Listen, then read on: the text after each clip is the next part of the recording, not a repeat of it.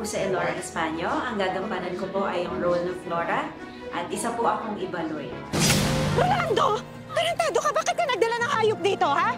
Ito po, ang Apo Hapon ay isang fictional story pero meron po siyang historical element. Ang sinusulat mo raw na libro ay tungkol kay Katsuo Toro. The Japanese soldier na kumampi sa mga iguro.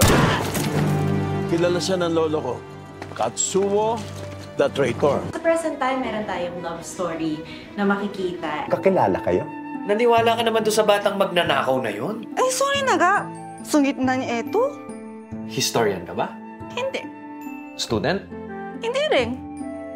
YouTuber ako. Vlogger. Hindi ako tour guide, sir.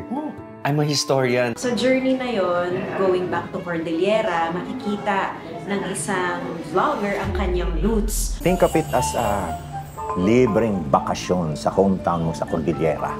Sabagay, 2 taon na ako hindi nakakauwi. Mizuki, si Vanessa nga pala. Konnichiwa.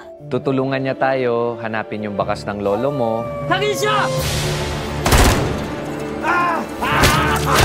Din ma-uncover yung roots niya. And my character is pivotal in a way kasi magiging matanda ako. So I'll be living in the present, which is will be played by Perla Bautista. So si Flor. And ikikwento niya ang buhay ng mga Ibaloy ng panahon ng mga Hapon. Ako ang biyuda ni Rolando Bumasang na isang gerilyang igorot na naging matalik na kaibigan ni Kazuo noong giyera. Iniimbitahan ko po kayo na manood ng Apo Hapon ngayong March 6 na. So abangan ninyo yan. Directed by Direk Joel Maras.